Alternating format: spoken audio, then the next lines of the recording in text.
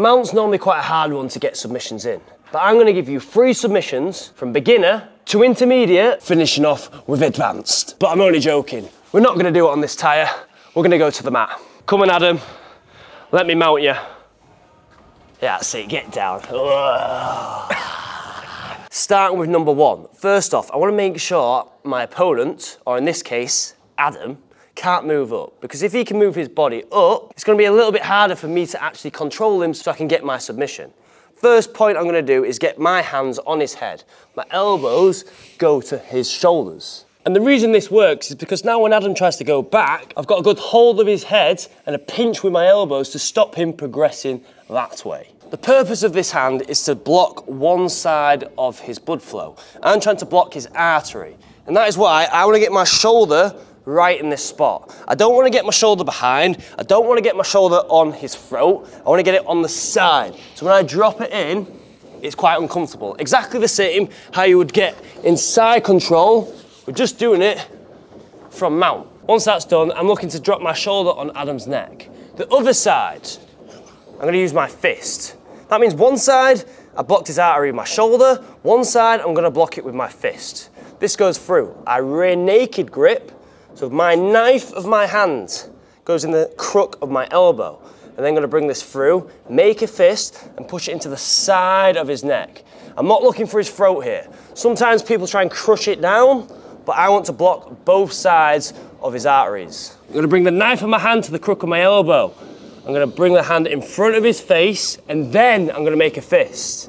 And I'm looking to punch this fist in and drop my shoulder to get the tap. And that is essentially going to choke him out. Point number 1, control his head.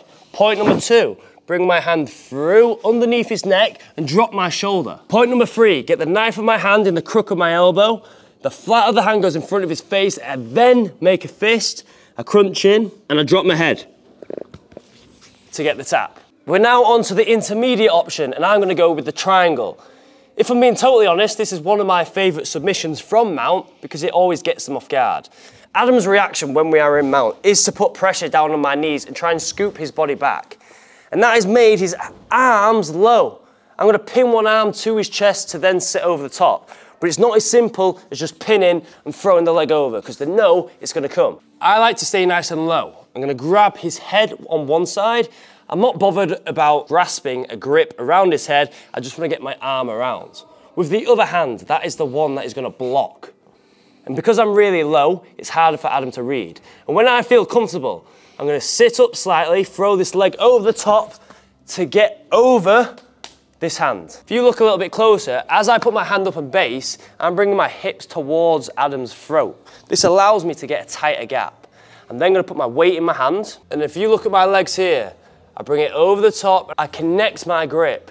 Now Adam has one hand in, one hand out. You might be able to finish it from here, but to be as efficient as you possibly can, we're going to pull his head up again, reassert our grip, and then I'm going to look to get his leg and pinch my knees together to get the tap. Essentially, when we're finishing a triangle, if I just do this and squeeze, look at the gap here. Go on, Adam, put your hand through.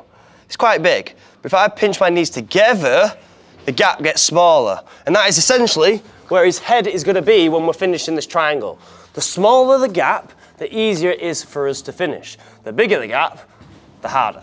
I stay low, I bring my hand underneath, the other one goes to block his hand. If I do not block his hand, when I go to sit up, I won't be able to get it. So I block, I get my hips over the top and I shoot it towards his face. I bring the arm up, pinch my knees, I connect the grip. I then go to grab his leg, pinch my knees together to get the tap. If you wanted to, you could rock to your back, but if you're doing it for MMA, you want to stay here so you can punch him after. We are now on to the third and final one. We're on to the advanced. We're going to go through a head and arm choke. You don't really normally see this from mounts, but this is one of my favourite ways to set it up. I need to bait this, because in order to get a head and arm, we need one arm across. But I need to bait him to put the arm across, because he's not just going to turn for me, because he's literally just giving me his back. What I will do is pin one hand to the mat to do so. I'm going to bring my hand around his head, push his hand to the mat, and then with this hand here, I'm going to shoot through into his armpit and straighten my arm. Now this arm's in trouble. If he does nothing, I will start to do this, and he's not going to be in a good way. he's automatically going to bring this hand through now to defend. Happy days. We have options to take the back as well, but for me, I'm going to bring this hand through underneath. I can now let go of this armpit grip. I get around this head, I shoot this hand through, I get my head down to the mat, and I get in the head and arm position. I can then push, spider walk, grab my wrist. I don't like grabbing the gable grip. I grab the wrist, butterfly grip, and drop my head down. Be nice and tight. I'm going to think about my shoulder pressing down through his throat and not driving up. Now, you might be able to finish it from here, I'm being honest. But if you want to be more efficient, you can window wipe your leg across to get to knee on belly, then flatten down to get the submission. And remember, with a head and arm choke, you're not going to finish them in the matter of seconds.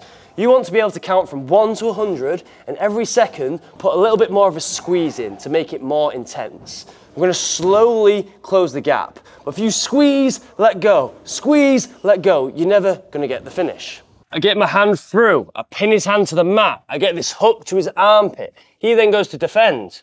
Perfect. This spare hand goes underneath his elbow, I slide it through, get the head and arm. I might be able to finish it from here, but if I can't, I go to the knee on belly position to finish it. If you want some more daily tips to improve your training and your mindset for completely free, check out the first link below. And if you want to have a range of techniques that you can watch at your own pace and your own accord for MMA grappling, for MMA striking, and for MMA groundwork, check out the second link below, that is Sway No Skills, my dictionary of MMA. Learn how to fight like a pro. And I'll see you in the next one. Bish, bash, bosh, pow! That was so hard to punch.